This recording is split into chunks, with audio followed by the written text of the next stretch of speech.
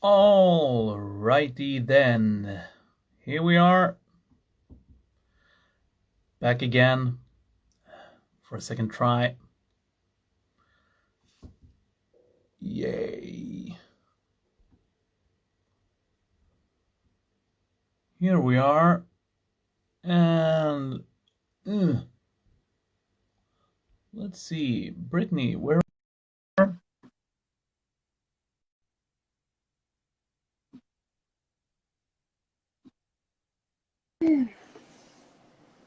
Hello. Hello. Hi. Just realized need to get a bit higher. All right. Here we are. An hour later in my time, but I actually I want to thank you for pushing it an hour back so I could go and get a whiskey. So You're welcome. You're welcome. yeah, thank you. I can see that people are already joining. I'll try to keep an eye on the chat, but yeah, as you can see now, there's a lot of people. I could see Nina, Aaron, a lot of people showing up. Hmm. All right, how are you? I'm doing well, thanks. How are you? It's the day after midsummer here in Sweden, so I'm a bit tired. Hungover? It's not really hungover. It's more tired actually, but it's well deserved. So I shouldn't complain. Um, but yeah, so not really like in the movie. Um, you Well, know, that's good. yeah, we had a lot more herring than they did in the movie. So That's good. yeah, that was the only difference. Once again, I see we are a lot of people who checked in. So I want to say once again, thank you very much for agreeing on this. This is episode 7 or whatever of this, where I try to, just talk singing and focus on the singing part Yeah, I like it. with singers that I like. Basically, that's kind of what this thing is. So forever, if I always try to find a way to describe a combination of voices, and the closest thing I could come up with for you is like if uh, Ronnie James Dio and Celine Dion had a kid that was raised by Bruce Dickinson. I like it. I like it. Yeah, that's great. I mean, all influences for me, so for sure, that's great. Thank you. I'll Yeah. take it. Oh, great, great. You can put it on your resume. So Jonah, hi Jonah. Um, and if anyone has any questions, you can post them. If you ask a question, it's easier for us to see them instead of just commenting. We got people from Colombia and all around the world. But let's get this going. There will be a lot of cliche questions, of course. So Okay. we will start off with them right away. So first off, when did you start to sing? When I was very young, my mom knew kind of right away when I was little that I had um, a bit of talent. And so as soon as I was old enough to join the community choir, she put me in that. So she probably noticed that I was, you know, musically gifted. I don't know what you want to call it. When I Yeah. was 5 or 6. And then, so I was singing a lot, and I was constantly like humming the songs that I would hear around me and stuff. Um, and my mom was just kind of like, is that the theme song from the movie we watched last night? And she's singing it perfectly. Like, what the hell? Who is this kid? Yeah. So she put me in choir when I was 8 years old, and that was really the beginning of it all. And I'd been in choir throughout all of my youth and throughout university, and then started the band when I finished university. Yeah. Do you remember if you enjoyed the choir? Oh yeah, back I then. loved it. Yes, for sure. It was the best. It was the Yeah. thing that got me through life, really. Looking forward to going to choir and doing concerts and all that stuff. So it was great. It was definitely a huge part of my life and a really big part of my growth as a musician and as a vocalist as well. Yeah. And I did a lot of classes as well. I did musical theater classes a lot, and I did a lot of like musical theater programs. So when I was um, in high school, but like the early years of high school, so age like 13, 14, 15, I would spend my summers at music camps, like all about music, and just spend my entire summer there.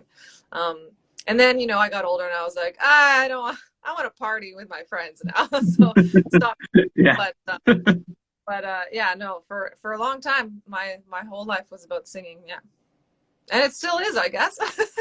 Yeah. I was about to say that, but yeah, Yeah. a tiny bit. Yeah.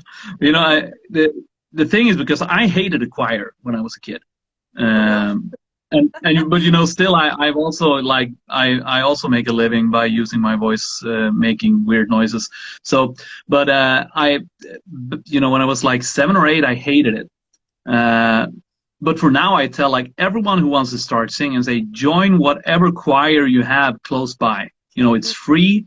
You Totally. get your like weekly dose of singing, and also the connection between, you know, watching the sheet music, even if you can't read it, you know, Yeah. watching things moving up and down, you Yeah. know, this is longer than that one, and hearing the melody and reproducing it. You know, there's no better way to connect the mind, ear, and the voice. Yeah. For sure. But I hated that, and I started to play the trumpet instead.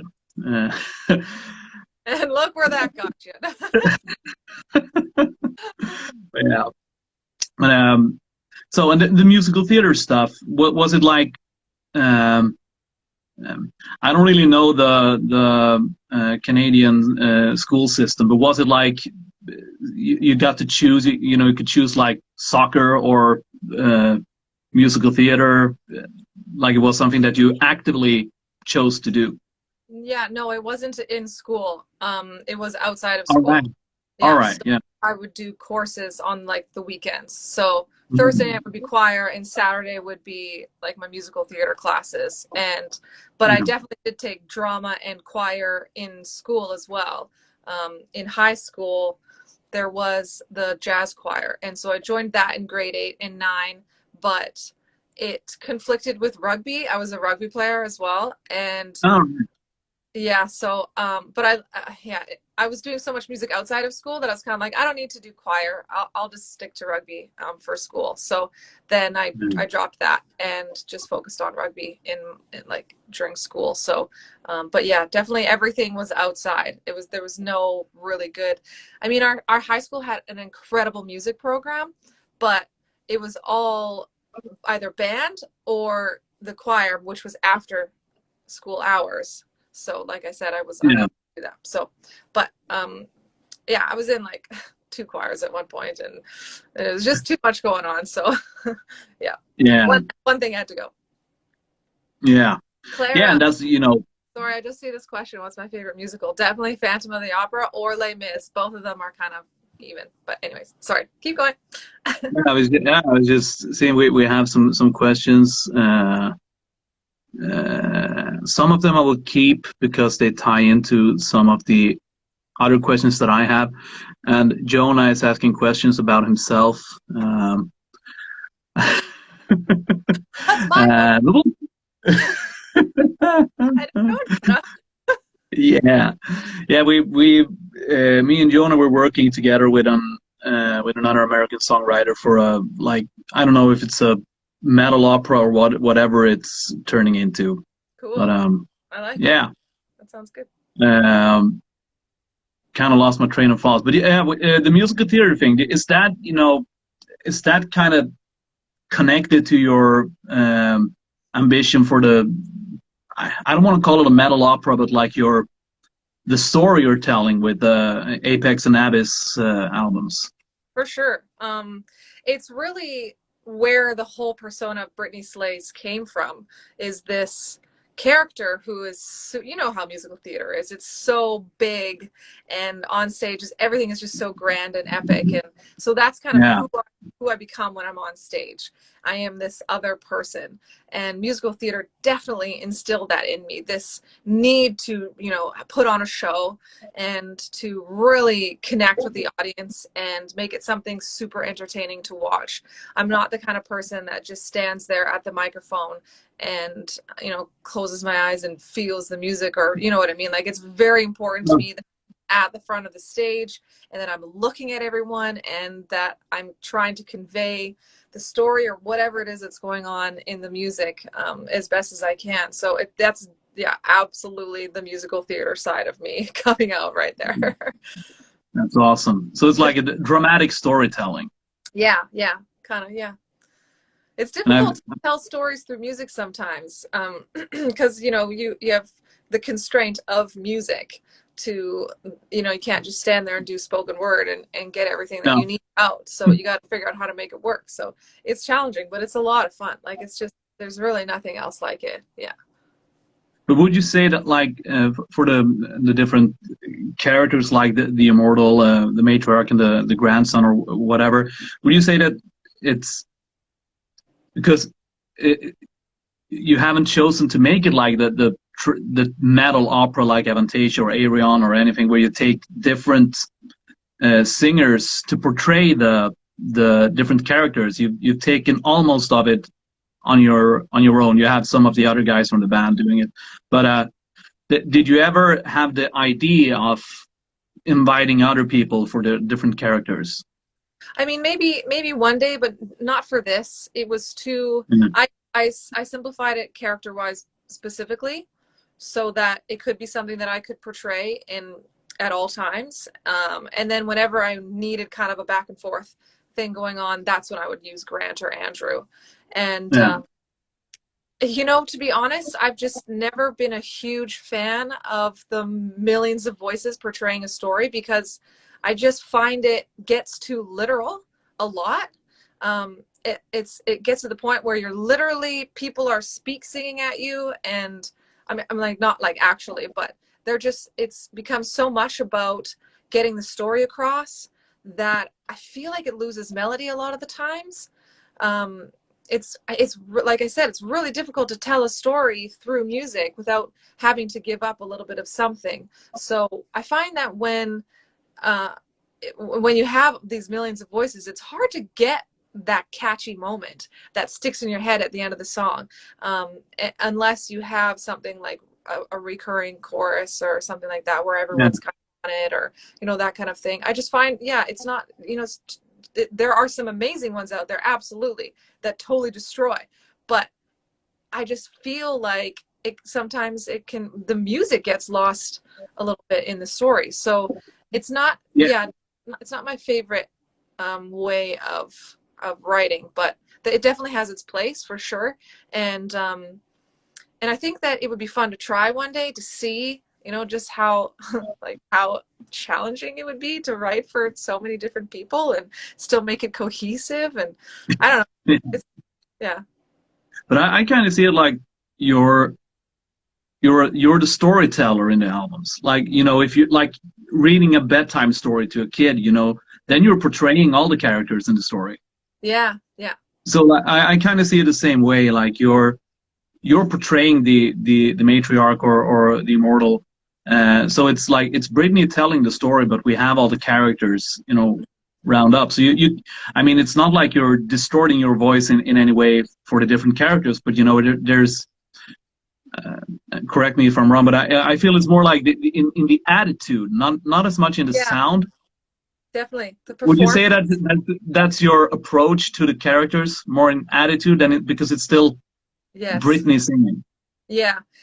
I really try and put like that sort of, when I'm doing like the matriarch songs, like Cleanse the Bloodlines or Return to Me, I really try to put that ego and that anger in there. And she's just, you know, like a lot of kind of, yeah, like drawn out moments of, and also very literally saying things like, you know, God, I'm so frustrated by this. Like, Yeah. finally, you're here, you know, that kind of stuff. Like, as if Yeah. it was her voice.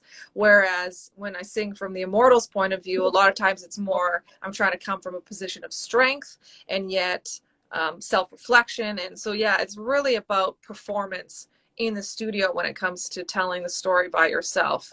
And then, of course, utilizing Andrew and Grant when I really want that kind of punch of interjection. Yeah, or when it's like more like a discussion, like you said earlier, like the moments where it actually is a discussion, then it's more convincing with another voice. Yeah, for sure. And it kind of just makes it to follow. Yeah. Sorry, yeah, but just to once again tie it into the musical theater world, because I'm a huge musical theater nerd. I kind of see also the matriarch as the what's her name, the killer queen from We Will Rock You. Oh yeah. Okay. I don't know if you've seen it. The Queen musical. I've seen it live, but I've seen snippets of it. You yeah. know, music videos and that kind of thing. But yeah, for sure. I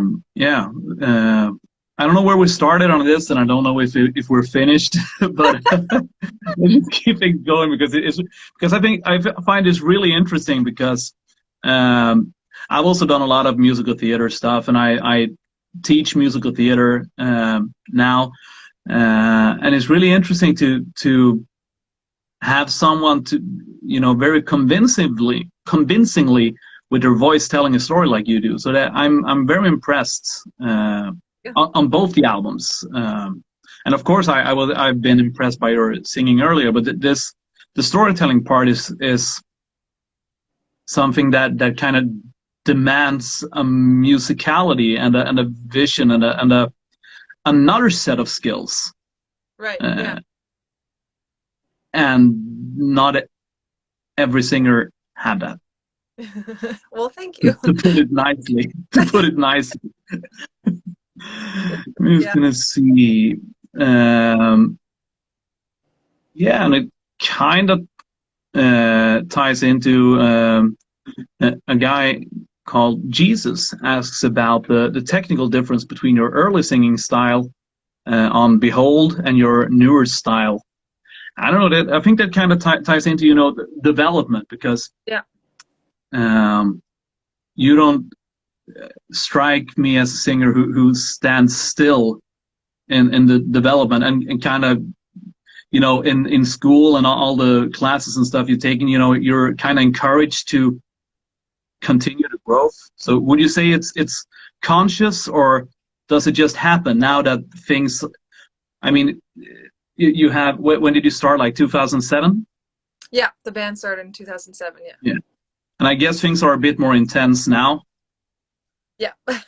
So I mean, would you say it's a natural development that has happened because things have gotten more intense, or is it like more of a conscious thing, like, okay, now I'm gonna do this, and then I'm gonna master this, and I'm gonna, weird question, but do whatever you like with it. No, I totally get it.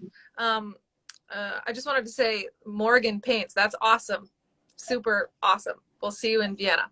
But the thing is that when I started the band, I was still very much in chamber choir mode. So I was singing classical music for 20 years, and just kind of hard to find my metal voice.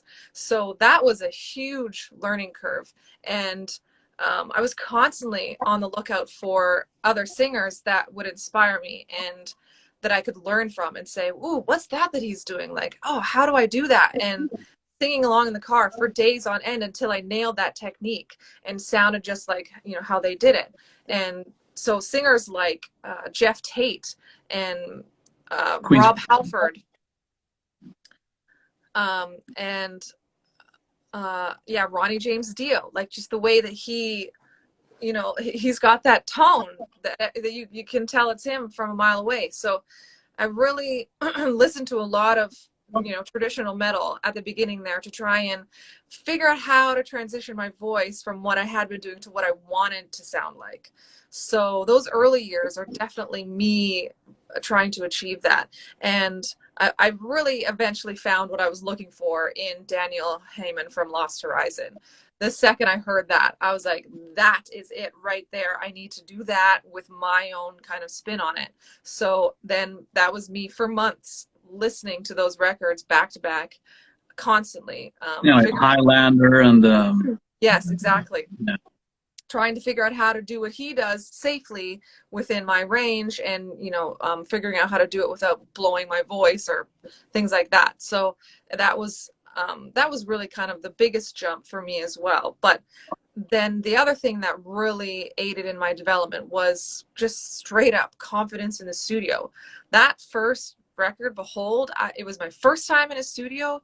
I had never heard my voice so perfectly in my ears like that before. Yeah. And it was very intimidating. And so I kind of always had a sort of a pusher belter kind of style on stage, but I didn't know how to take that to the studio. So that was like 3 albums of me finally figuring out how to do that, right? And I felt like I kind of figured it out on Time Stands Still, and then just from there I've been growing and figuring out okay, so where am I comfortable, where can I do this with power and still and not destroy my voice or things like that. So it's really been kind of a combination of the two, of me trying to figure out who I want to be vocally and how I can make that happen in the studio as well as on stage, because that was never an issue. People would see us live and they'd be like, holy crap, like that's so amazing, I want your record. And then I'd be like, I don't really sound like I do on the record.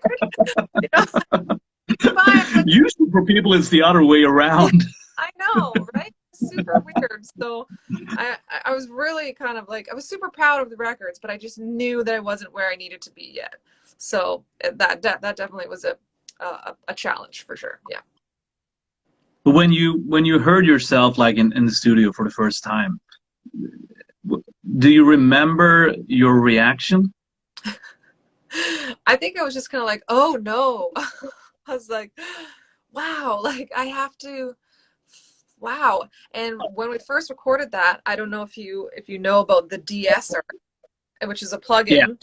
Yeah. So I have really bad sibilance, and so my S's just overload the microphone, and they didn't have a de-esser back in the day.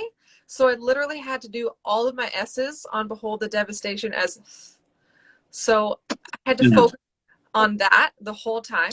So every time I wanted to say an F, I had to do it with my lip. And so I was really focusing on that.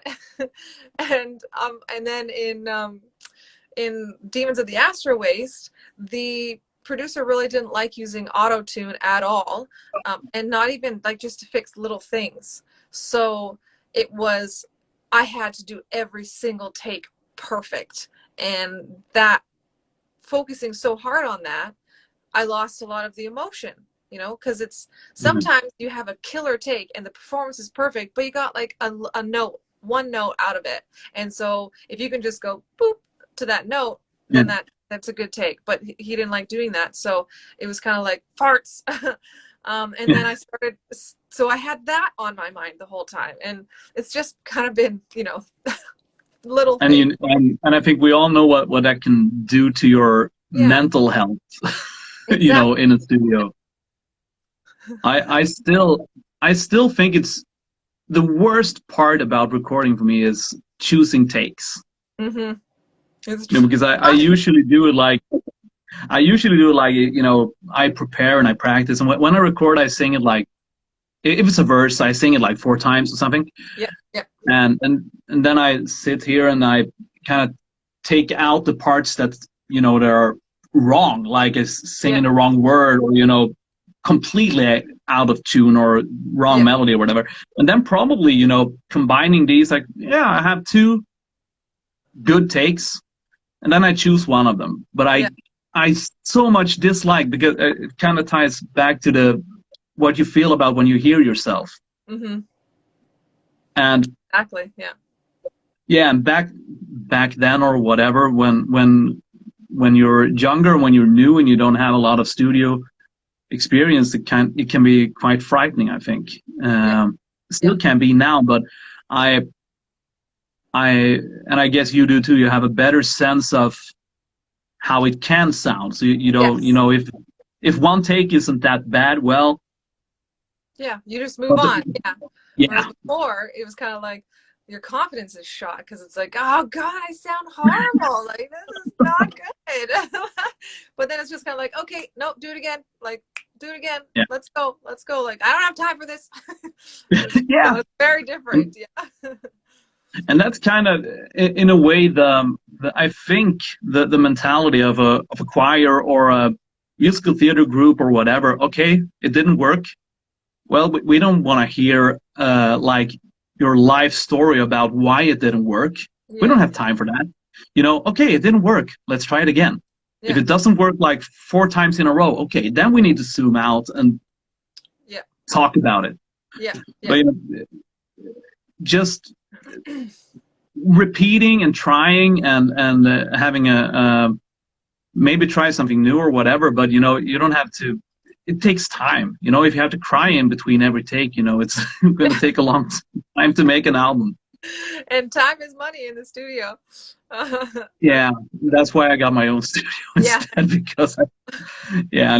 But do you do demo recordings at home or Yes. do you? Yeah. But Uh, I'm just not an at-home kind of studio kind of person. Yeah, I'll do like I'll write and everything here, and I'll I'll do small things here, but for the most part, I like to be in a real studio with someone there, kind of someone I could bounce stuff off of, really. And also, I'm just so busy, I put things off all the time. So I, if someone is like, "Oh, I can't pay you for studio time. Can you just do this at home?" I'll be like, "Sure, yeah," and I'll see you in 6 months. You know, like because I just, yeah. it's not, it doesn't become a priority for me if I don't like book the studio time to do it. So it's unfortunate, but yeah, Yeah, and that's a you know a universal problem I think because you know whenever like if you have an electrician friend and they say, well, I'm sure I'll come home and you just buy the stuff and I'll fix it for you. I'll do yeah, it for free. And then yeah, you know it's going to take a year because yeah, and that's actually why I eventually had to raise my rates because I knew like low rates or free stuff means that I won't do it. exactly, or yeah. um, Yeah, it's true. yeah, yeah, but If you you know want more, unfortunately, you're gonna have to pay me. And it's not because I feel yeah, like I'm worth that. I literally will not do it without it. yeah, because you know the brain functions that way, and you have to prioritize stuff. Yeah. Yeah, it's let's see what if we had anything else, but like I know you've done a lot of. I actually listened to a lot of the stuff outside of Unleash the Archers too before we did this, and yes, Jonah, I'm gonna talk about your band. No, but I actually just listened to the Timo Tolkki album, Hmm. and it was really, really The whole thing. nice. Is it Yeah, I the listened to all of it. oh, okay? Yeah, and I think you were on 2 songs, right? And one with Katarina, Yep. and the other one was with Jake E. Jake. Yeah, actually, then I found out how small the world is because Katarina and we were on the same song on the Vivaldi Metal project, Oh, and nice. then I realized that you were on it too. Yeah. Yeah, so small world, and Jake is probably going to be my next guest here. Oh, So awesome. Nice. yeah, yeah, Very good. and it was, and you know this is like the middle ground between full-scale metal opera that tells a story with different characters and a storytelling album. Because here we have songs that stand on their own with different singers. Right. But did you, for this album, did you choose songs or did you like, okay, get like these 2 songs are yours, do it? There was a couple options sent, and um, but for the most part, it was kind of like this. These are the ones that we're thinking of for you, and let us know if they work. And they're like, but we have these other ones as well. And so I was just like, yeah, no, these sound great. I can, you know, they'll fit in my range, and I can perform well on them. So let's just go with what you were originally thinking. So it was just kind of like, here you go. Like, all right. Yeah. Do, um, do you get stressed about deadlines in the studio? A little bit, yeah, sometimes. I mean, that's why like I said, I like to schedule time in a studio with someone so that way I can have it just more organized. But this whole first like 6 months of 2021 has been crazy with guest vocals for me. It's just like every single person that I said that, yeah, sure, let's do something in the future, has like Yeah, that was like all their everyone is cars making in. an Yeah, exactly. All at the same time. So I was kind of like, I don't know if I can do this, and I can't get this done and get this done, and this is going to be late now. And I was like, oh, I was just kind of totally freaking out. But it's, I've got most of it done now. I still have two things left to do. So it's kind of, yeah, it's starting to slow down now. And I've just been saying no since, yeah, for a while now because I Yeah, just can't take on anymore. Yeah. yeah. Do you get into the same like storytelling mode with other people's music than you do with your own? Sometimes it's difficult because I'm a very particular storyteller, and I like to sing certain songs. So I find that it's hard for me to get into it when, like, for instance, that song that I did with Jake is about like love, and I never sing about that. It's so not my style. So I was really trying to be like, come on, these two are in love and they can't be together. Like, Yeah, let's go. But it's so hard for me to, and when you don't write the words, it's difficult to get yeah, behind them. And but then there's others where I get drawn into it immediately, and I'm kind of like, oh yeah, this is cool. And then sometimes I'll even be like, hey, what if we say this here instead? I feel like it might flow better or whatever. And if they're open with that, then that's really cool. And so yeah, sometimes it's just like, oh, this is exactly right up my alley. I can do this, no yeah, problem. Yeah, it really depends on the song.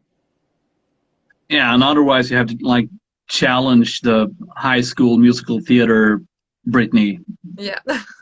You know, Exactly. playing the parts of whatever. Did you Yeah. have like I forgot to ask it, did you have like a favorite musical theater character or something that stuck to you that you could like, oh, I could definitely do that if I got the offer now.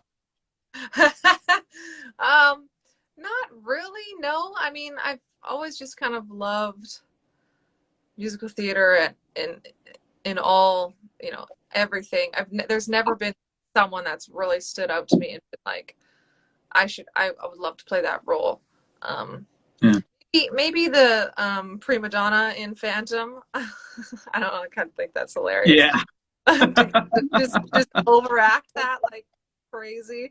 But I think that'd be fun. But other than that, yeah, I'm never really kind of, yeah. No. But did you like have,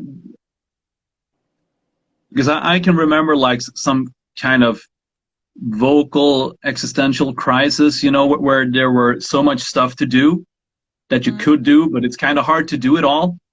Do you remember when you kind of felt like, okay, like around the Lost Horizon days, like, okay, now I'm not going to do the classical stuff. I'm not going to do the musical theater stuff. I'm going to do metal. Yeah. You had like that moment or Yeah. like that decision made. Yes. Before UTA, I had joined this other project that was just starting up. And they were looking for a vocalist online, and they put up an ad or whatever and said, looking for Mm. a vocalist for a symphonic metal band. And so I Yeah. said, I'll try it out, because I just wanted to be in a band. Scott was in a band at the time, and I would go to their shows all the time and be like, man, I could totally do this. I need to front a metal band. And so when I saw this ad, I was like, this might work. And so I worked with them for about 2 months, And it really only took that long for me to realize that I didn't want to be a classical vocalist singing in a metal band. I did not want that. I didn't want to be the traditional symphonic kind of style where I would use my classical training in a metal setting. I was like, yeah, this just isn't right for me. You know, sorry guys, I'm, you know, to have wasted your time or whatever, but I'm gonna, you know, kind of do my own thing. So when Scott's band broke up, I immediately was like, let's start something, you know, that I had more control over, so that I could do what I was, you know, had realized I was looking to do, which was like do a more traditional metal vocal. And it was definitely like this kind of moment where I was like, yeah, I'm ready to put that behind me and find a new voice. Yeah. Yeah.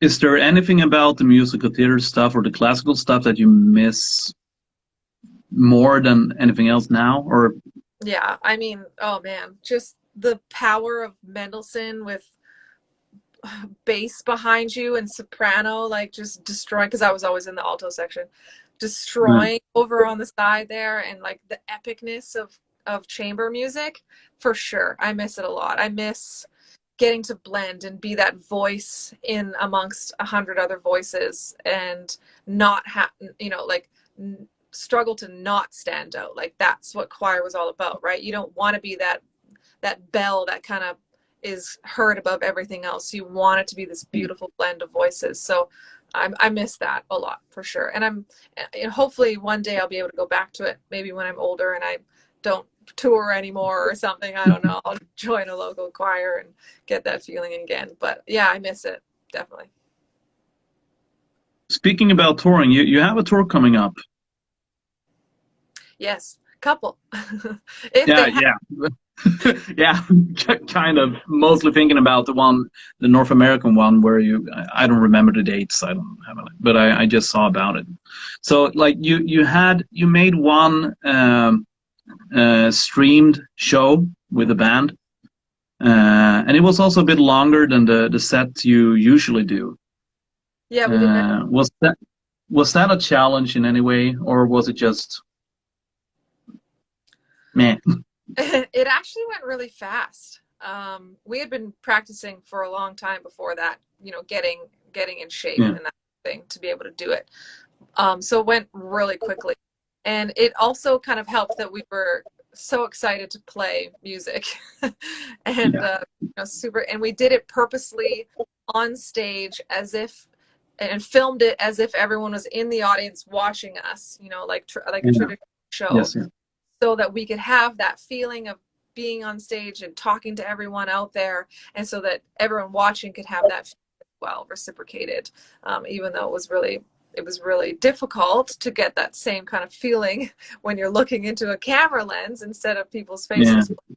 But we really we wanted it to be as much like a live show as possible, and it just flew by, and we were so excited to play so many of the new songs live.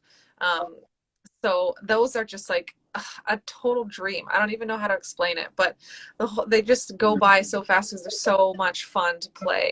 And so yeah, it wasn't difficult at all. But now we're trying to put together a 90-minute set for North America, and we are like struggling to what to play. And at the end of the jam on Thursday night, we had done the whole set, and I was just like, oh my god, I'm in pain. On the couch watching Netflix for 18 months. You know, Yeah. I need to get back in shape. Like, this is crazy. So I hopefully will get our lives sorted out before the tour. Yeah, because as I see it, it's not only like a vocal challenge with a show. It's the mental part and the actual physical part, and Yes. being super focused on anything Hmm. for 90 minutes Hmm. or 30 minutes even. Yeah. It's to be super focused on only one thing and not being able to drift for like more than a second when you're drinking your water or whatever. I that's is I think that's what I fear the most when it's time for shows again, to be able to keep the focus, I Yeah. think. I think I'm just so excited to get on stage. It's going to be such a rad time. Like, I feel Yeah, like it's going to be, we're, we really like to have fun. That's why we play music. It's because we love it. And so we like to have fun up on stage. And I'm worried that we might have a little too much fun and maybe hit the stage a couple beers deep a couple nights, and that might be a problem. Um, but yeah, I think, yeah, to be honest, I cannot wait to see everyone and to hear everyone's singing the songs back at us. And yeah. I think it's gonna be a really good time. But I am worried that maybe I won't be able to physically make it through the set without being like, all right, you guys, I just need to take a seat here for a second. But But, how did it? How like I don't know. When is the first show? How long do you have? September 1st is the American tour, but we are supposed to do 3 festivals in Europe, but those are still, it's like they're like a month away, just over a month away, and it's still not solid. It's not like looking perfect. So Yeah, really worried about those. But definitely September 1st for America. yeah, So we're like 99% sure America will happen. Yeah. yeah. How do you feel vocally about the new Abyss songs compared to like, for example, the Apex or the very early stuff that you've done like 1,000 times? Yeah. How do you prepare for a tour with the new stuff? That is songs that's been out for a long time, but you've never performed them live. Yeah, it's honestly the Abyss. It's in a different key, right? So Yeah, it's really like perfect for my voice, the perfect key, as opposed to the drop D that the older stuff is in. I'm definitely belting a lot more in those tracks. So it's quite different. It's really funny because the Abyss songs are like a bit of a break vocally, except there are parts where I do my usual, like octave pop, and it's really high in Abyss as yeah, in the Apex and Time Stand Still era stuff. So it's kind of like, it's really funny that it's this more comfortable spot for the majority of it, but then when I try and do that epic stuff, it's like way bigger. So it's it's easier to do, but then the harder parts are harder. So yeah, it's kind of it's a toss up between the two. Yeah. yeah. Do you? I mean, back when touring was a thing, how? What's that? Yeah. I mean, do you have now half offensive, but do you have too much pride to change stuff to keep your voice, in better shape during a tour, or do you just power through and pray that it will work for the rest of the week?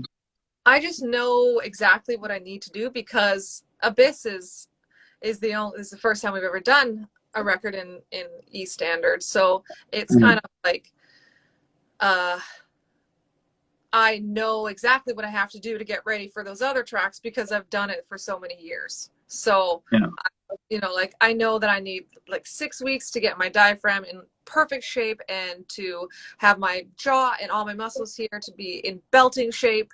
And like I know exactly what I have to do. So mm, I'm not too worried about it.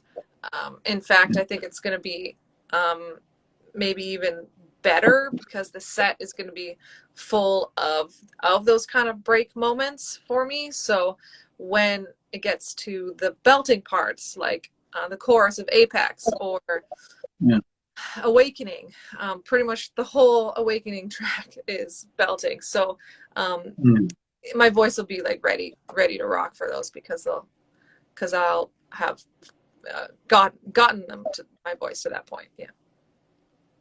yeah. So normally, what would you say is the hardest part about touring, voice wise? Definitely not getting sick because it's it's like the worst, and it's Mm, deadly really for the voice to have to sing when you're sick. So I take like so many vitamins, and I'll be doing the hand sanitizer like every 5 minutes because I just cannot get sick on the road. And the few times that I have, it has been absolutely horrendous. Like literally just like hawking phlegm loogies into cups on the side of the side of the stage, and then going back out there and being like, okay.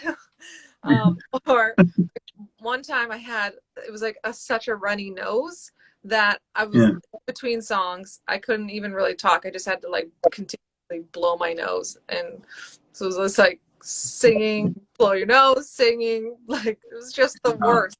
So, and a lot of times with when I get a cold, it takes the belt away. Like I cannot belt when I have a cold. So, but I can do my head voice. So literally everything, I just pop it up into my head voice, and it's a lot less impactful, but at least I can hit the notes and sing the song. So, but yeah, it's definitely, it's the worst. So it's just a matter of keeping your body in good shape. It's unfortunate because the boys can party all night long and have a good time and then play fine the next day. Because they're not damaging their instrument when they go too hard, whereas that's definitely doing. So I'm always the first one to sleep. I always sleep the longest. Yeah, I just try and take care of my voice as much as possible. But I guess that's kind of the long-term thinking, and yeah, the singers who don't, they'll have to learn the hard way. Yeah. Instead, except for some, and we've all met them, like vocal fucking monsters.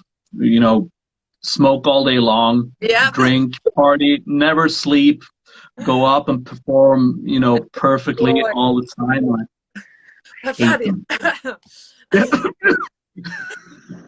Like one pack of cigarettes a day. I know, it's insane. It's mind blowing. Stuff like it's not fair. I also know you enjoy the old Rhapsody stuff, right? Oh yeah, for sure. Yeah, I had to listen to we did a tour with Luca Turilli with Alessandro, and fuck, brilliant. Yeah, and the funny thing was, like, I haven't done a lot of touring, but I was like super serious with the warm-ups, like I always do. I'm equally serious if it's a metal tour or if it's a wedding or a troubadourish or whatever. But he was like bum bum bum bum bum bum bum. All right, done. Yeah, like when he's doing the like Dark Fate of Atlantis and all the classical Rhapsody stuff, like, fuck. Yeah. How do you do it?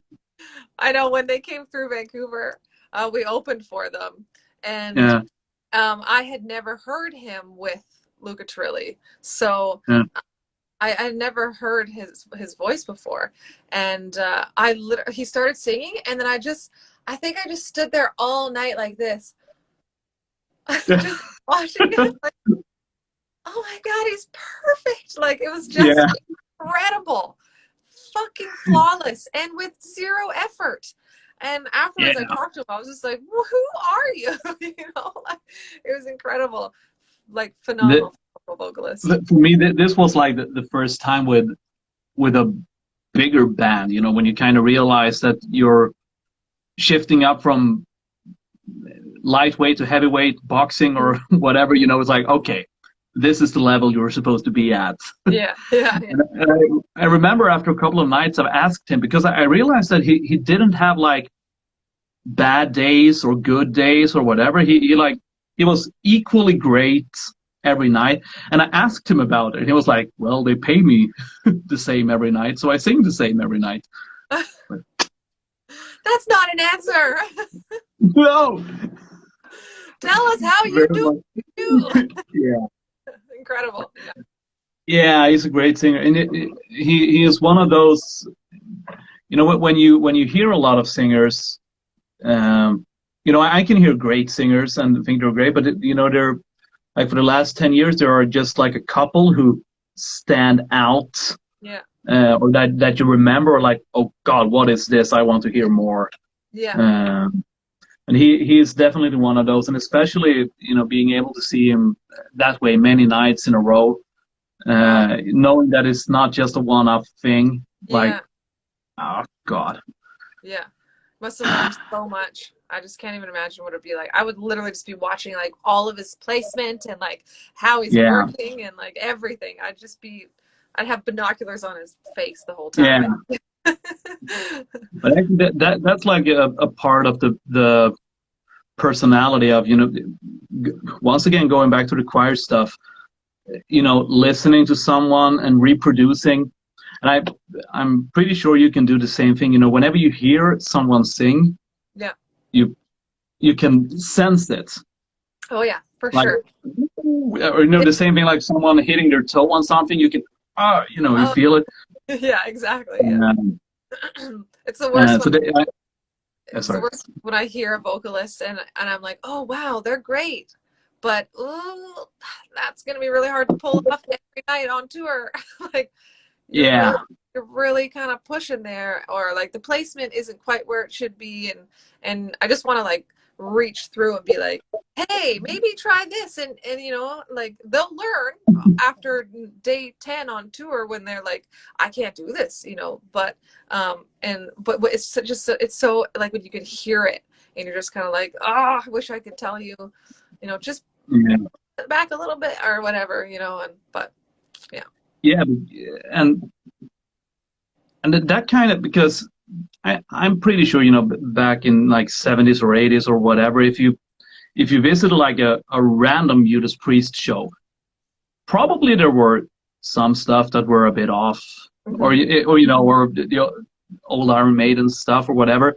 But now today, every single show is partly recorded by phones. So if you ever make a mistake, it will haunt you for the rest of your life. But like Yeah. 30 years ago, it was like, well, it sucked tonight, but it will be great tomorrow. Yeah, exactly. Yeah. Yeah. And yeah, no, now everything is definitely captured. So if you have a bad night, everyone knows about it. It's really Yeah. unfortunate. But Even I if mean, that's like 1% of your performance, it's yeah, like, fuck. yeah, yeah, exactly. But and you can't let that get to you though, because people are gonna judge you no matter what. And it doesn't matter what you do. If you're up on stage and you destroy, there's gonna be someone in there that says, oh, I hate her voice, and it doesn't matter. There's always going to be someone that has negative to say. So just you can't dwell on that kind of stuff, and um, sometimes a lot of people do that, and it kind of takes the fun out of it, because I'm doing this because I love it, not just because you know a really important part and one of the best parts is sharing this with everyone. But I'm not up here for everyone. I'm up here because I'd probably lose my mind if I didn't play music. And so it's really important to me that I'm enjoying myself up on stage. And if you are constantly worried about what the world out there is going to say, then you don't enjoy yourself anymore. And then what's the point, Yeah, So then you're doing something else. Then you have a different focus. yeah, exactly. So you really just kind of, yeah, they're going to have bad nights. Every musician is going to have a night where it just didn't work for them, and in being in the audience, some nights I watch a band and I'm like, oh, woo, I get, they're just having an off night. I don't leave being like, oh, that band sucked, because Yeah, because if I, you say that, yeah, then you're kind of serving it to everyone else. exactly. Yeah. It's like, you have one off nights that are shit. So like this band could totally have a one off shit night, and you just you saw one show and they're doing like 50, so the chances of having an off night are pretty good. Yeah. So just kind of And gotta, if you get compare it to sports, or you like if it's a penalty in the European Soccer Championship now, and if someone misses, you will never hear the other player say, "Yeah, he sucks," no, yeah, right. because they know, like, okay, in 2 nights I'll be standing there, and if I miss it, they will say the same thing about me, and so sometimes musicians can have a bit of mentality, could take a couple of lessons of group mentality from Right. other Mm-hmm. people around the world, from sports or whatever. Yeah. Uh, but I remember, like in my 20s, early 20s, I couldn't listen to music without being like an asshole, always complaining about something. Yeah, but I own this now because Yeah. I do the opposite now, to weigh up. But and it was like 100% about low self-esteem because I couldn't hear James Labrie sing anything because if he was good, that meant that I was bad. Yeah. Right. Or I had to find No. something, or like, Yeah. fucking Adam Lambert or any other vocal god, I had to complain about something Yeah. just to make myself feel better. And that was like the worst Yeah. because I never dared to sing to anyone because I knew that if I do this, other people will do it to me. So Yeah. that that's devastating for your own singing. Totally. Yeah. The And world. especially, sorry, No, no. What were you gonna say? now, especially since I was studying to become a vocal coach, I kind of realized along the way, I think I got like a wake up call, like this is not a healthy way to listen to other people singing, especially if you're going to listen to other people sing for a living. It's like I'm going to be pissed off and angry and sad and feel bad about myself every day for the rest of my life. Nah, not really. So now I feel I kind of do the opposite. Whenever someone says they hate a singer, I tell them that, oh no, he's great. Listen to this and this and this, and do the exact opposite because Yeah. it makes me feel better, and maybe it can change someone else's mindset because there are too much bitter people in music. Yeah. Yeah. I mean, whenever I listen to a band and if it's not my thing, I don't say, "Ah, this band sucks." I just say, "It's not my thing." You know. Not. Yeah. I'm not just. Other people will absolutely love it. So it's not. It's literally just an opinion. It doesn't mean that because I don't like it, I'm right and this band sucks. This is just not the No. way it works. But there's some people out there that feel that way, and just the negativity on the internet these days, I can't even handle it anymore. Like, there are some people who just get ripped apart on the internet, and these people that do this, I really want to know what it is that you love in your life and have put you know all your blood, sweat, and tears into, and I want you to put that on the internet. Go for it, and Yeah. let's see how the world treats you. Why would you rip Yeah. some hopes and dreams apart like that? And why is that okay? Why is that the norm right now, for people to just tear people down for putting something that they've worked really hard on out there for the world to see? It, first of all, it takes so much bravery just to do that, and then second of all, like, to just feel like, be okay with, like, okay, the world's gonna look at this thing, and I'm probably gonna get ripped apart, but like, I just don't understand why it's gone to that point where everyone thinks it's okay to just tear people down all the time. And it's not just music, it is literally everything. This cancel culture stuff, like, not so much about people being racist and whatever, like, yeah, you deserve what you got coming to, but when people put their art or something that they've really hard on out there, just, if you don't like it, don't say anything, because there's too much negativity out there as it is. Don't add to it. Let's try and be positive. I'm like, let's make the internet positive again. Let's make it a fun place to Yeah. together. How about like it used to be? It's just, Yep. it's so bad now. Yeah. It's one of the best couple of days I've had was a couple of months ago. I did a rant. I was just pissed off because I've read like a couple of comments like this, and I was so pissed. So I did like a rant where I just said, like, yeah, something along the way, like what you were saying, like, post stuff, spread, do, if you have something, post it. If you don't dare posting it, send it to me and I'll listen to it, or I'll watch your video or your half-assed half-finished short movie or whatever. Whatever, yeah. And my inbox, it just exploded. I got like friends too, like, okay, I've been playing the piano now for 4 months, and they were like sitting down and playing. Or an opera singer friend of mine, he was like, okay, I've written a couple of, couple of Aria. tunes. Yeah. Yeah, no, it was like kind of Swedish folk music. Oh, cool. Like, yeah, like he or like art songs. He took like some poet and just put music to it, like kind of folkish ballad. And I got so much stuff, and it was like, fuck, this is what the internet should be. Yes, sharing and Yeah, other feedback, and you shouldn't have to be scared to put something that you've worked so hard on out there. It shouldn't be this thing where you're just getting ready to have your ass dragged across the coals because you are creative. Like, it's not fair. Like, you shouldn't be scared of it. So we have the problem. work to be the ones that see that and say, just don't listen to this guy. Like, negativity has no place here anymore. We have to fight against it. Yeah, totally. And leading with an example, posting great comments and keeping because sometimes I can also think like, well, this sucks. Some stuff I can actually think this sucks, but I have the fucking decency to keep it to myself. Exactly. Like, if I am not super wowed by something, I'm not going to be like, meh, like, I'm not going to say that. Like, I'm going to spend my time writing this. Yeah, right. And it brings yourself down too.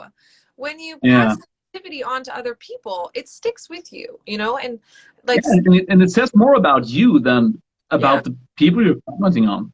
The only thing you're doing is showing that I don't like this. Yeah, now we've learned that about you. Yeah. I still like this band, but now I've learned that you don't, and that you're an asshole.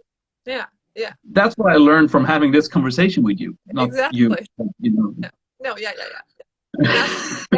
Precisely. But I mean, and today, and another bad thing with the internet is like you're with your first demo, you're competing on an international arena. Yeah, it's very different from back in the day when it is the early bands, where you ask your dad to print the cover at work, right.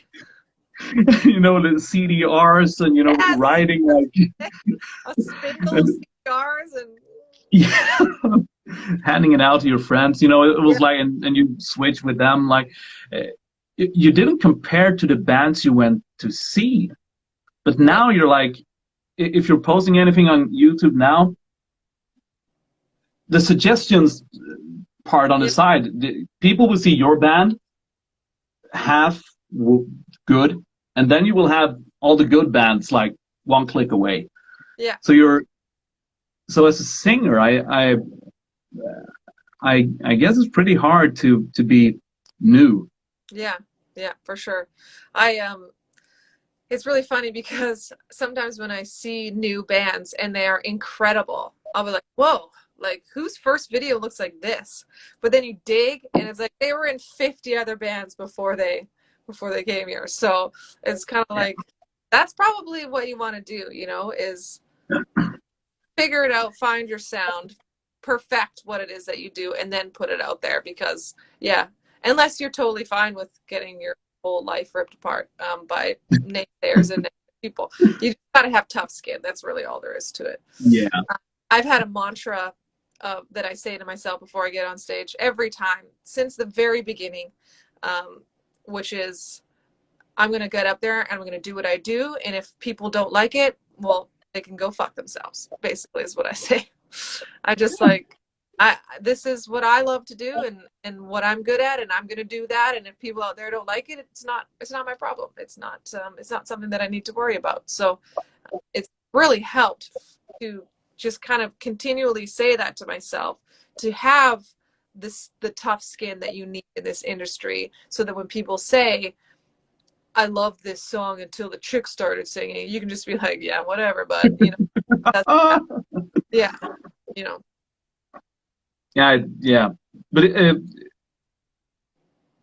and it's, you know, because on one end, you know, every single progress that I've made vocally has been, you know, when you have a teacher, it's been like someone telling me, you're doing this, Yeah. trying to do this instead.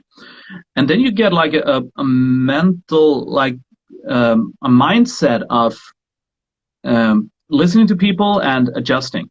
Yeah. But then you need to be very fucking careful with who you listen to. Right. Because if you can't just take like the teacher I had that's been teaching at the Academy of Music for 40 years and knows her fucking shit, and give the same amount of attention to Steve the metal guy who thinks that I mumble through the phrases, or why I hate clean singing. You know, Yeah. I shouldn't listen equally to these two people. Right. No, for sure. Yeah, I've definitely had people reach out and try and tell me what to do, and I'm always kind of like, okay, thanks.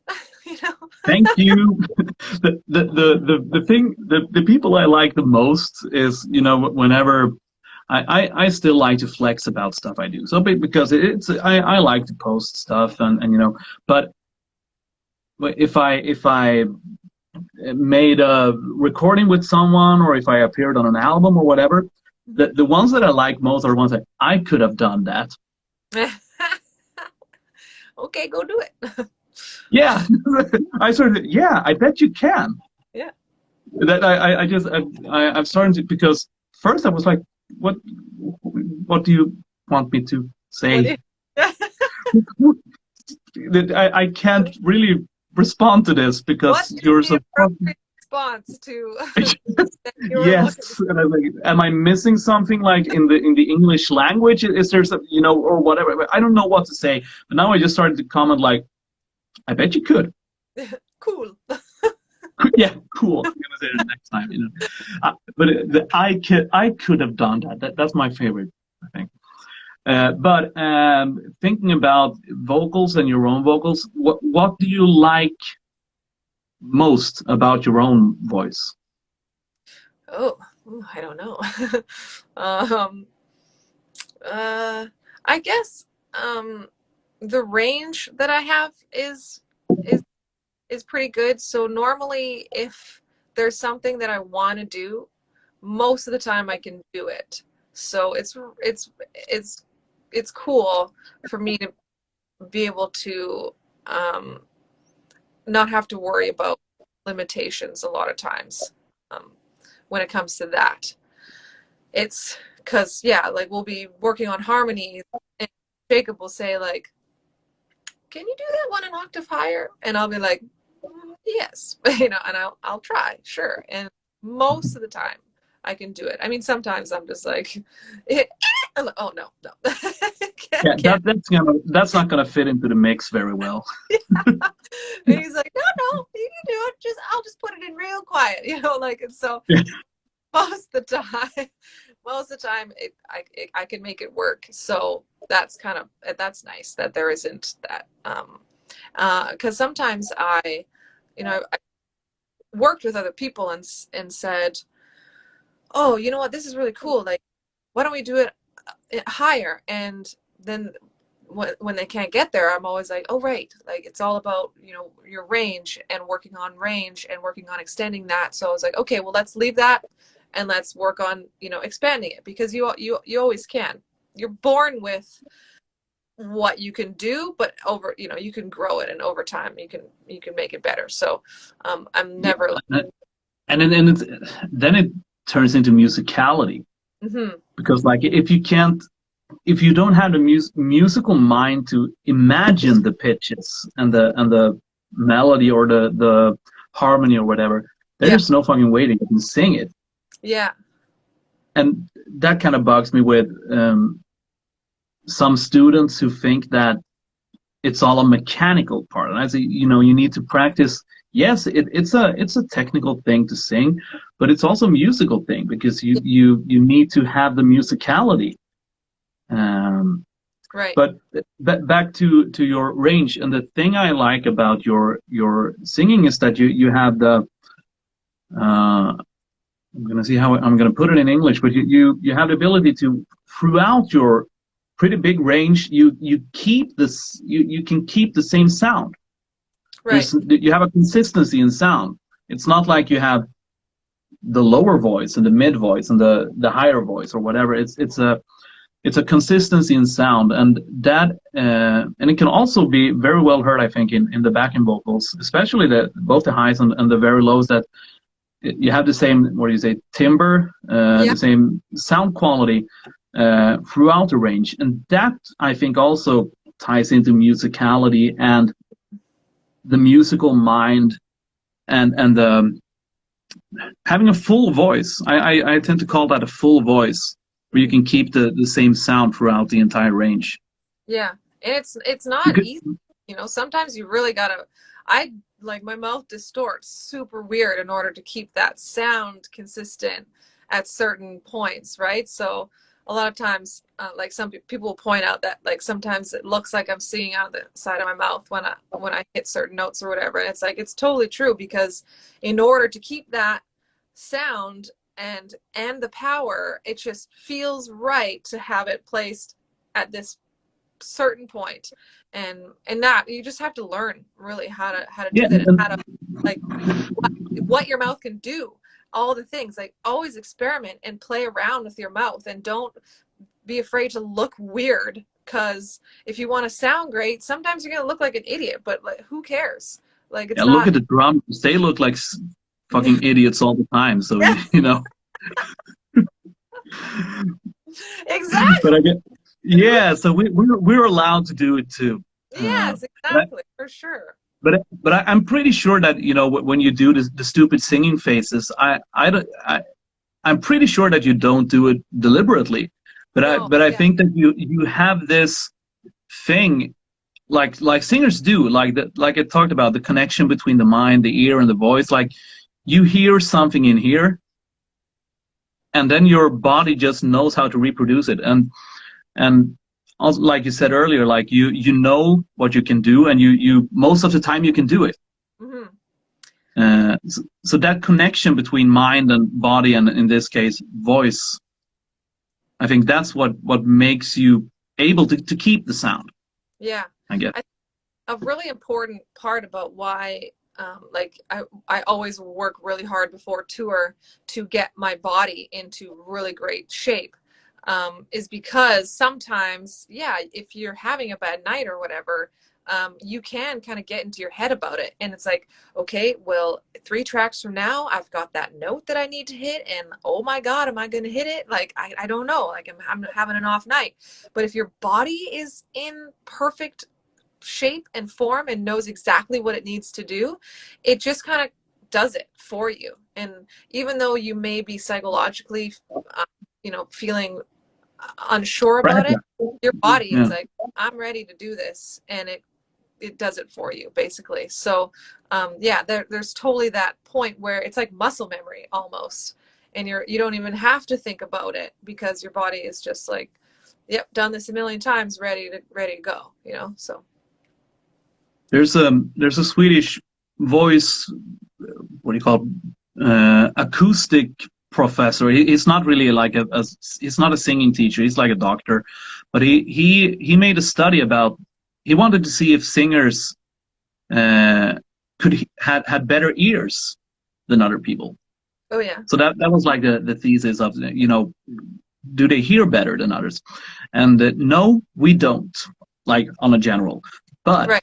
singers have better, um, we have better, I don't know how to translate, but body sense. We have better, more awareness of our bodies, not visually, but, like we, Yeah. we, we tend to notice earlier than others that we have to go to the bathroom or itchy or be sensitive about materials or, Oh my God. whatever. I hate itchy stuff. That's Yeah, crazy. Yeah, so that was what his research. They found out that, like, yeah, on a general, singers are more sensitive or have better body sensation than other. And I guess probably you would say that about elite sports people too. You know, they know their bodies too. Yeah. We have a good connection between our mind and body. I'm not Um, sure if you're still in here, Derek, but I'm really glad that we were able to help you out there. Just noticed your comment here, so yeah, congrats. I saw some comments too. Now it was a long answer, but now inevitably I have to ask, what do you like the least about your voice? Ah, hmm. Ooh. Nothing. Next question. No. Um, yeah, I don't know. That is a really hard question. I'm sure there's something. I just can't think of it right now on the spot. Um, it's Or let's put it like this: when was the last time you learned something new, or like had an aha, like, hmm, this is how I do it, or probably with learning like how to do the song Through Stars from a bit. It's very middle range for me, and um, or maybe even actually a little bit lower on my range. And so a lot of times when I got to sing in, in tune, I just push it. And so I'm pushing more air, and I'm able to control it that way. So uh, the pitch control comes from me just kind of giving it a little more oomph. But I cannot do that in the song just because of where it is in my range. So I learned that my mouth is actually a more important tool than my diaphragm in that song, and that I really need to concentrate on placement for every single note. And so a lot of times I'll find that I have sung. I apologize if I end up doing this on stage, but that I'll put my like close my eyes, and I'll really be thinking about my mouth during the verse on that song, because I cannot push it like I do with the other tracks. So it's been really interesting figuring out, like, yeah, how much I have to lean on my like my jaw muscles and everything for that song. It's been really interesting, and I've figured it out, I think, and it'll probably get to the point where I don't have to think about it so much anymore. But it's still really been kind of like, I've never sang a song at this spot, and it's been really interesting, figuring out how to do it without having to, try really hard. Like you don't want to have to put so much energy into it, because then you're focusing too much on what's going on here, and you can't project out to the audience. You can't be with them and be in the moment. And yeah. yeah, and would is that something that, I wouldn't say worry you, but is that something like, oh, it's on the list of stuff to really work on before the tour? Yeah, yeah, for sure. That's kind of one of my goals is, all right, I need to be able to do this part without worrying about it. I need to be able to do this part without thinking about it, that kind of stuff. There's kind of like pressure point of every song where it's like, all right, I need to work on that. And okay, my voice needs to be in much better shape to hit that. So I don't even do it during jams. Um, I just kind of focus on my warm-ups and figuring out how to get my voice in the shape so that I will be able to hit that part, that kind of thing.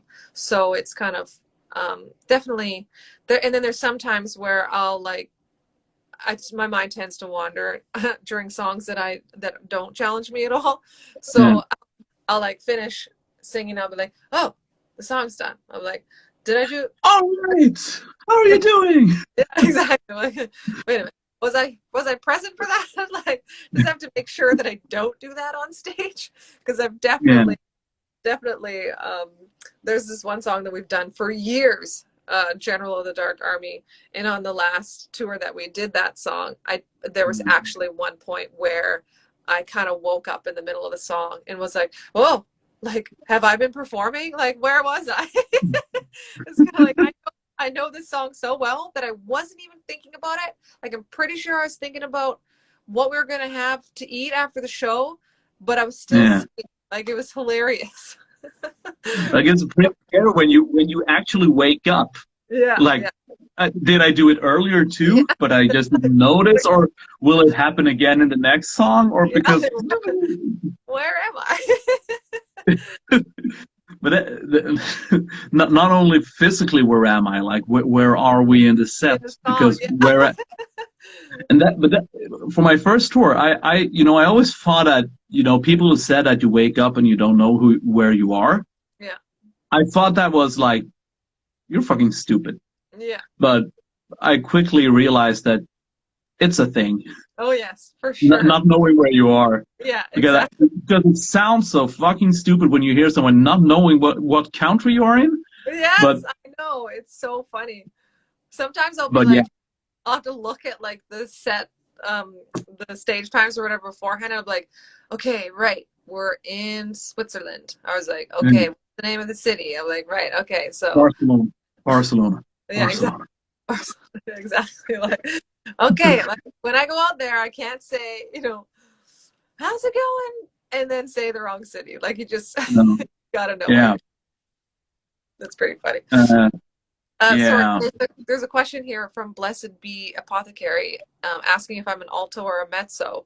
And I, for years, sang alto in choir, but a voice teacher that I know thinks that I'm a soprano, actually, but I don't know if that's true or not. So I call myself a mezzo soprano because it's just kind of in the middle. Yeah. I usually, as an actual voice teacher, I tend to say that when it comes to, rock metal singing, it doesn't fucking matter. Yeah. It it matters if you're applying for an opera character or a role in an opera. Then you have to be like a dramatic baritone or lyric soprano or whatever, because you have like a special kind of sound that is needed for the part. But when you make your own material and make your own music, I usually say it doesn't matter, because it's a very common question, especially with beginners who take lessons, and they say like, oh, what kind of voice do I have? I usually joke and say that you have a human voice, but it's but Well, and many I've also I've been teaching full time at my full time job since 2009, and I've noticed that I use less and less terminology because people tend to focus on what to call things. Yeah. And they try to make up a picture in their head of, oh, how does my larynx look like? Fuck that. Yeah. Train your mind in imagining pitches and imagine the sound that you're going to do. Yeah. Like, instead of imagining how your fucking epiglottis looks like. It's not going to help you. Yeah. I always do this one, the vocal folds. Like, okay, so low note, high note. Like, what does that help you? Yeah, and sometimes it can help to visualize, but if you spend your time thinking about body parts on stage, you should, then you're doing it wrong. You are. Where is that singer now? They're just sitting No, and it comes down to messing up and doing things wrong a couple of times, and not hurting your voice, but like you said, like being in that moment where you don't really have to think, like you just kind of push play. Yeah. And when you have those moments, it's wonderful, and it doesn't matter if it's a metal show or whatever. Yeah, for sure. That's what I like the least about recording in a studio, because 90% of the time when you record something in the studio, it's new. Yeah, And you I, just wrote it like the day before. yeah, Yeah. or in most cases for me, because I don't write a lot of music, I get demo Yeah. singing, and I have to like translate this demo voice that is sometimes very good and sometimes not good at all. Yeah. Uh, and trying to, okay, how will this sound when I sing it? And Yeah. for me, it takes a lot of time to process and, build up how it sounds when I sing it. And I think that was my biggest problem actually with musical theater, because there were always versions that were like the blueprints, or like this is how it's supposed to Oh, sound. yes, Or and yes. even with classical music, uh, if you sing Schubert, you should sing like what's the dude's name? Dieter Fischer, blah blah blah. Who sings a lot of the Schubert stuff. That's like what you're aiming for. Yeah. I don't want to. I want to do this, and many teachers would be like, no, no, no, no, no, no, no, no, no, no, no, Yeah. Yeah. It's expectation is what it is. It's kind of yeah, like you've heard it this way for so long that yeah, I'll never not be able to hear um oh, what's her name? Oh my God, I can't remember her name. The who Christine was written for. Phantom of the Opera was written Sarah for Brightman. there. Yes. And so I listened to her sing that part for years and cannot hear anybody else. So when I hear someone else do it, like a new recording, or I go and see it live Yeah, 15th time, and it yeah, doesn't sound like that, I'm always kind of like, oh, but it's like no one's ever going to do it like she did. So get your head out of the gutter, and you got to think about how you can put your spin on it as well. Because I've definitely gotten demos where I love the way it sounds, and I'm like, what do you need me for? you know, yeah, yeah, I know. incredible. And then I'm I, like, crap. But now I got to put my spin on it, and it's like, how do I make it sound better?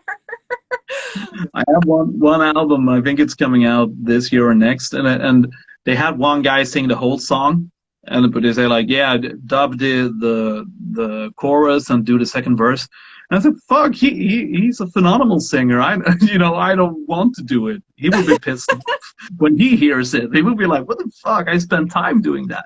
Yeah. But yeah, and also about the musical theater. I think it was in 2000 they released obviously the Jesus Christ Superstar 2000 with, I think he's called Jeremy Carter as Jesus.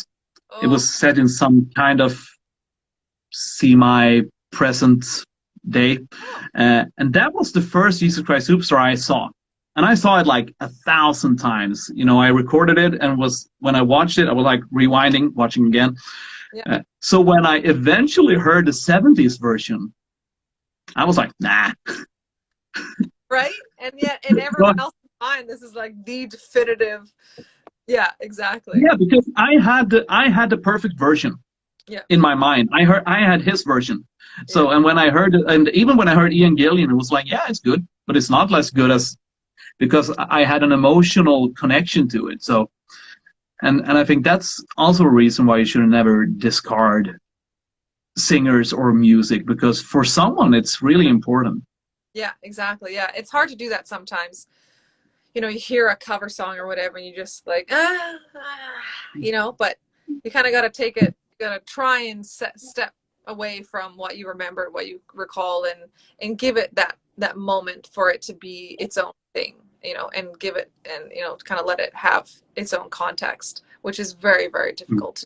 But yeah, it's like when you have a new vocalist in a band, they're not going to sound the same, and they're not going to be the vocalist that came before, who you loved or whatever, but let them create their own thing, because they understand what they're doing here. They're taking on the mantle of, like in particular, like Iced Earth with Stu taking over from Yeah, Matt. It was huge shoes to fill, but you can't sit there and constantly be like, oh, he's not mad, like not give them a chance or whatever. So no, you gotta let them, give them a clean slate kind of a thing. So because otherwise you could miss out on rad records just yeah, because something changed and you weren't a fan, you know, you gotta kind of just try again. Yeah. I I catch the bad side of that because, and I had to stop reading comments because um, the band I'm in, the singer before was Pelle K. He was also on the Timo Tolkki album, right? I'll have to listen to Uh, it, realize it was a yeah, I think he was on the first song, so he's like the first few years. I'm so you can't miss it. okay. And after he was out of the band, Janis from Beast in Black filled in for a couple of shows, Oh, interesting. and then came and then came like the third choice, me. So it was like, this is hard. This is really not only because of the music or whatever, but like these guys. Yeah, right. So I just stopped reading comments and just Good idea. believed in what the good stuff people told me, and especially what the band told me. Uh, but and that also taught me a lesson, like because I was very proud that I did it, but whenever someone takes up the mantle or try to fill the shoes, it's like, good, Yeah. brave. Yeah, exactly. Yeah. And gotta give them a shot, and you gotta give them time. And yeah, Yeah, so out there that you just, if it's again with the whole negativity thing, if we shut ourselves off from new music, discovering new singers in bands that you love, or anything like that, yeah. you just That's the reason. That's the reason why I missed out on Halloween yeah, when I was a teenager, because Kai Hansen, he was a guest on a Blind Guardian album. I don't remember which one, and it was like on a couple of songs, and he sounded like shit. yeah, I thought, yeah, compared to Hansen. And I checked, well, he's in Halloween now. So, so because of that, I missed out on the Keeper albums until I was like 20. imagine that, like, in this day and age, imagine missing out on the next Halloween because you were being a butthole about whatever. Yeah, exactly. Yeah. Don't do that. Really, No, the person you're hurting is don't, yourself. don't be an asshole. Yeah. That's The motto of boils down to one simple thing. Um, all right, two last questions, because I think we should start to wrap it up before people get bored. Do you have like your best vocal memory? best vocal memory. Well, I don't think it's not really a memory. It was a whole tour. It was when we did the 2018 Striker tour, us Striker and Helium Prime. It was Yeah. it was With yeah, it was Mary yeah, and vocals, right? yeah. Yeah. It was a really good time, and my voice was like pretty good the whole time, and I didn't run into any issues with getting sick or anything like that. And I had like warmed up like crazy, like just, and worked out a lot beforehand, and really got myself to this, and I just felt great like the whole tour. I had a few nights that were not so great, as you will have, but I was pretty proud of that whole tour, just where I was at vocally, especially because the one that we had done the year prior was so bad, because I don't know what was wrong. I was having major issues with like dry throat, and could not do my falsettos or anything properly, and I was so disappointed. And then I was like, I'm gonna be ready for this one, and yeah, I was really proud of that one. So hopefully we can continue that again with the next tour. Awesome. And that kind of ties into the it's boring to end with this, but would you say that was the bad vocal memory, the tour where you had Yeah. the dry throat? Yeah. Yeah. I could not do anything that my voice would not do what I wanted it to do. And it was so frustrating. And I honestly ended that tour thinking, I said, I'm done. Like, vocally, I'm done. Like, I can't. do what I need to do. I can't perform these songs like I'm supposed to. I was using my head voice instead of belting a lot, and just so frustrated and really like down after that tour. So I gave myself a break. I didn't sing at all for a few months after that, and then kind of slowly started coming back to it and listening to my favorite vocalists and kind of relearning things and being like, where, how did I lose this, and figured it out. So it wasn't the end, thankfully, but really, Yeah, very much thankfully. Yeah, yeah. but But it. Sorry. no, I think every musician has that point, right, where they're kind of like just so frustrated with themselves or their instrument or whatever's going on, and they have this moment where they're kind of like, I'm never going to be good enough again. And you really kind of have to push through that, and that those are the times where you have to be like, okay, like maybe I need to go get lessons, or it's time for me to start watching YouTube videos. The thing that I Yeah. hate when people think that you've gotten to this point and then that's it. It's like, okay, like I'm the best singer ever. It's like, no, you can always grow. There's always something more to learn. There's always something that you can find that will be a diamond in the rough piece of advice or whatever thing. So you got to constantly be on the lookout for those moments when you can say, you know, whoa, what? I've never heard of that as a vocal warm up. That is so great. Like it gets me warmed up like that, and if you hadn't been open to continuing to grow as a musician, regardless of how far along you are in your career, you would have missed out on that. So Yeah, and I guess if you start to get used to that kind of way of thinking, like I'm great now. This is what do you call stagnation? yeah, Like because I'm from a very very small town, and back before internet was a huge big thing, I thought that I was really really good, and I probably was one of the best around. But when I moved to a big city and started to study at the academy, I realized that I'm not the shit anymore. And yeah, and then you can either lie down and cry about it, yeah, or you can start to do something about it. right, And exactly, the amount of times that I have thought that, well, now I'm done, I can't get any better, they're piling up. So whenever I start to feel like, well, I think I'm done, I've reached and I start to think about all the other times that I thought that, would I like to go back down no, there again? I thought it was done, but I wasn't. It was like, So I think that's dangerous if you yeah, stagnate. And getting back into the getting in shape, I watched Bruce Dickinson's spoken word kind of thing after he released the book, and you were allowed to write questions in the break that he would answer some of them afterwards. And he actually answered my question because I asked him about how he got back in shape after having cancer in his right, tongue. yeah, And it was kind of exactly the same thing like you said. He of course on doctor's orders he kept his mouth shut, but they said like 7 months, and after 5 months he started, of course. But very slowly, talking, and then he went straight for he said the trooper. I was like, yeah, it works. Uh, just having the correct mindset and believing in yourself. yeah, for sure. It's such a huge part of it, believing in yourself. I know that sounds so stupid, but it really is. It's huge.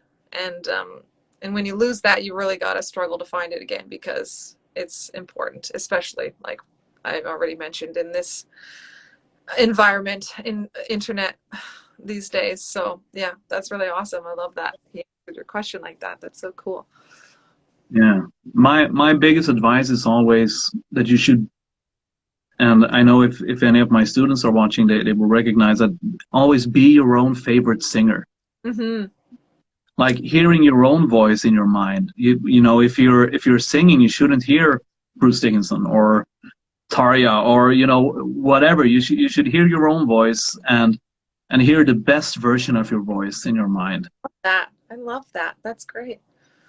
Yeah, and it's being your own favorite singer. Yeah, it's a way of thinking, but not like acting like an ass and being full of yourself, but Yeah, you know, preferring and liking your own voice. If you don't like it yourself, then how do you expect others to do it?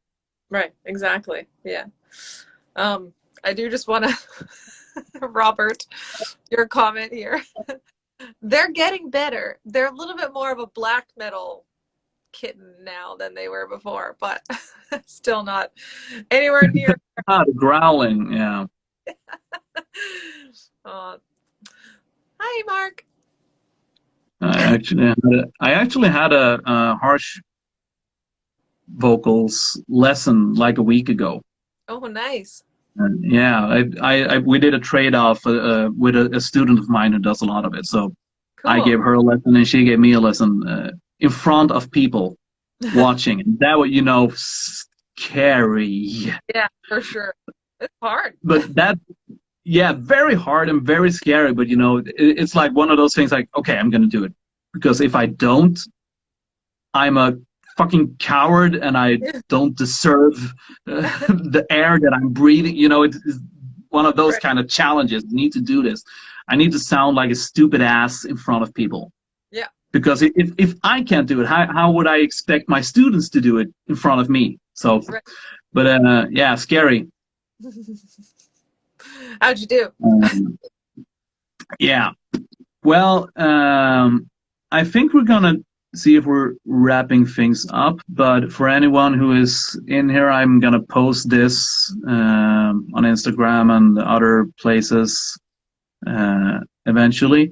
But I would like to thank you very, very much, Brittney, once again for showing up and doing this and nerding out on singing for a while. I love it. I love it. I'll talk music anytime. Yeah.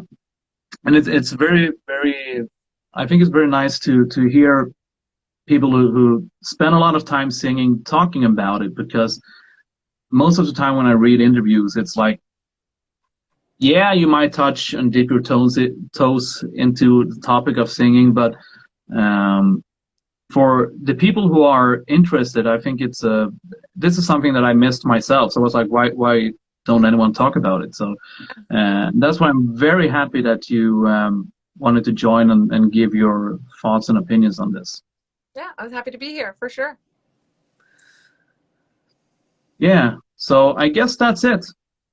Um, Thank you very much. I will post this and I'll tag you and whatever. And good luck with the preparations of the tour. Thank you so much. Thank you. And thanks Uh, everyone for hanging out. I really appreciate it. Thank you. And have a good day and good night for me, I guess. Thanks. You too. Yeah. Bye bye.